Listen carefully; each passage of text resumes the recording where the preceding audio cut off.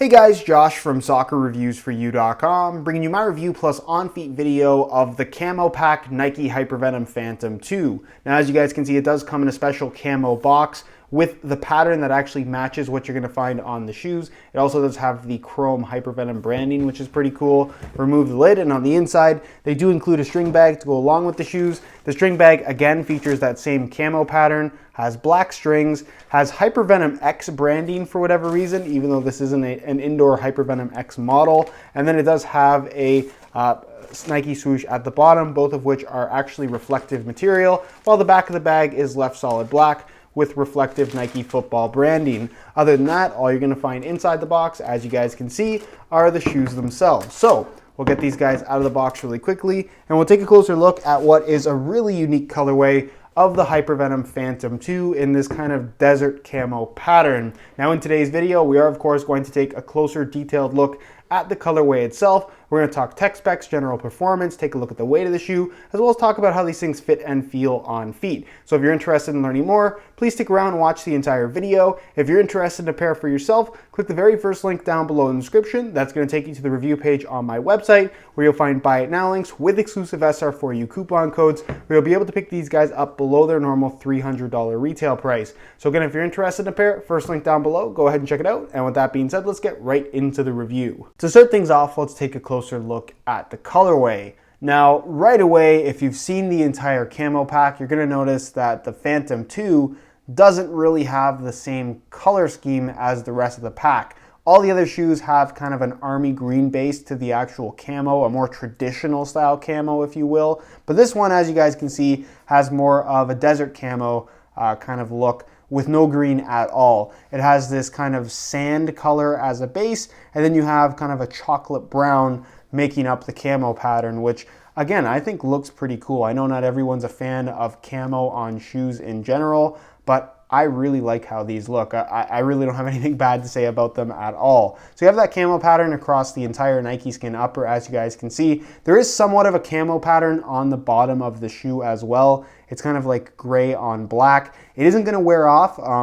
It's actually within the actual material. So unlike a lot of the colorways that we've seen of the Phantom 2, where the actual black color will wear off over time, this isn't like that, or at least they didn't include a tag that would indicate that this is supposed to wear off. Nonetheless though, other details you're going to find on the upper. You have a black outline for the actual Nike swoosh with reflective material on the inside. Same thing goes for the Nike swoosh here at the heel. You can see you have that standard kind of Hypervenom zigzag graphic, but it's like just a slightly darkened tint as opposed to actually being filled in, which is kind of cool. And then it does have the gray pinstripe, which looks pretty neat as well. Not sure why they didn't do that in reflective. That would have been really cool, but it's just gray, unlike the actual reflective swooshes. And then of course the laces, as well as the Flyknit tongue area, solid black in color. Same thing goes for the collar. And again, overall, it's a very interesting colorway in general. If you like camo, there's a lot to like about this entire pack. But let me know what you guys think down below in the comment section. Do you like how these look? Why or why not? And with that being said, let's move on to the tech specs so we can learn a little bit more about the overall performance. As far as performance is concerned, it's one of those shoes that a lot of people have purchased and either love or hate. It really depends on what type of feel that you like personally. So listen to what I have to say, because it may impact your buying decision if you are considering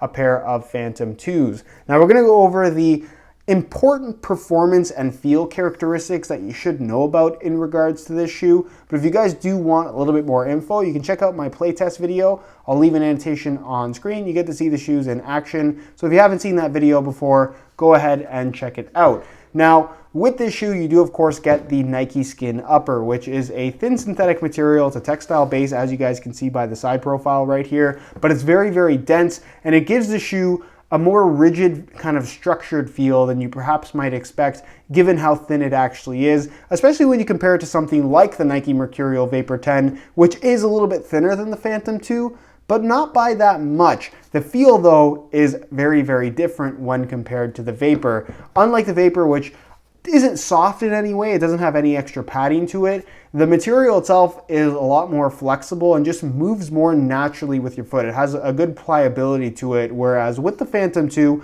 while it will get more flexible over time, it has, like I said, a kind of a more rigid kind of firmness to it, I guess is the best way to describe it, where it never ever feels soft on your feet, at least in my opinion, and I guess based on my experience with this particular shoe. Is that a bad thing? No, it just depends on what type of feel that you like. If you want something that's very thin, but at the same time is very structured and extremely responsive in terms of how it wraps your foot and moves with your foot, especially under more intense movements, this is, like I said, probably the most responsive shoe out there right now. It's very impressive in that department, but from a comfort standpoint, some people just like something a little bit softer, a little bit more flexible, which this is not. So again, it depends on what type of feel that you're looking for. In regards to touch, given the thinner nature of the actual synthetic material and the lack of padding that it does obviously have more of a barefoot sensation, a very pingy feel, which again, depends on personal preference. Not a bad thing, not a great thing, just depends on what you like. As far as the texturing on the surface of the upper, obviously you have texturing from the flywire, you have some texturing on the surface as well. It doesn't really have an impact on performance. You don't really feel it on the ball at all. A lot of people like to say this is like a flex groove or something like that, and it very well may be. But again, the overall feel of the shoe is definitely on the firmer side. You also do have ACC all conditions control as your wet control element on the upper, which is what you're going to find on any top end model from Nike. But as I've mentioned so many times before, it's not really going to make or break your experience with the shoe. It's just kind of one of those features that they include. The actual upper itself, despite it being fairly well reinforced as it is, it does have the flywire cables that run from the base of the sole into the lacing system. So when you pull the laces tight, it pulls on those cables, locks your midfoot in place. And again, as far as responsiveness is concerned, there really isn't anything that, in my opinion, beats out the Phantom 2. It is extremely responsive. The instant you react is the instant that the shoe reacts. As far as the actual lacing system goes, you can see it's slightly off-centered. So the laces are pushed a little bit to the lateral side of the shoe, leaving you a little bit of a cleaner area here when you're striking the ball that some people really like. The actual tongue area is just elasticated Flyknit. It's basically welded to the inside of the upper, basically just below the actual lace holes themselves. So it doesn't span all the way through the inside of the shoe, if you were wondering. And then of course you do get the mid-cut collar, given that this is the Phantom 2. If you want all of the same features minus the mid-cut design, the Hypervenom finish is an option, although you can't get it in this particular colorway. But with the Phantom 2, you do get the mid-cut collar, which changes the fit of the shoe in the heel, something we'll talk about a little bit more later in the video. And the collar itself, no performance benefit, it's just a difference in feel, like I mentioned. A lot of people think that this has some kind of ankle support. It doesn't. It's just an elasticated extension piece on what would otherwise be a low-cut shoe. So it gives the shoe a different look, which obviously a lot of people like. And it does, like I said, change the way the shoe feels on your foot to a certain extent. But again, as far as this being better than a standard low-cut shoe, it quite simply isn't. It's just something a little bit different. Internal plastic heel counter, it does have a synthetic leather liner on the inside as well, with a fairly minimal amount of padding. Insole fully removable mesh liner on top, and it's a single layer of this ortholite foam, as you guys can see. And then the sole plate is a glass nylon material that does have a little bit of stiffness to it. It's probably the stiffest sole plate Nike makes of all the top end models at the moment. I would compare it to anything, maybe the Magista Obra, although a little bit stiffer than that, but it does get more flexible over time and definitely doesn't feel overly stiff in any way at all. And as far as the stud pattern is concerned, this is of course the firm ground variation that you get across the entire Hypervenom line, not just the top end model. And as far as traction is concerned, it's pretty well proven at this point. I haven't really heard too many complaints. It's basically a conical stud version of what you get from the Mercurial, so not quite as aggressive as far as multi-directional traction is concerned, but the amount of bite that it provides is still quite good, and because of the conical shape, you still have that freedom to twist and pivot as well. So again, as far as traction is concerned, you're unlikely to have any issues with what the Hypervenoms have on offer. So that's pretty much it as far as tech specs and performance goes. Again, let me know your experience with the Phantom 2 down below in the comment section. Is this a shoe that you've tried before? Is this a shoe that you like? Or do you just like something a little bit softer and this is perhaps a little bit too firm for you? As far as weight is concerned, the Phantom 2 is relatively light, but nothing too crazy. So I'm going to weigh this pair for you today in real time using this scale. Keep in mind this is a brand new pair in a size 9 US.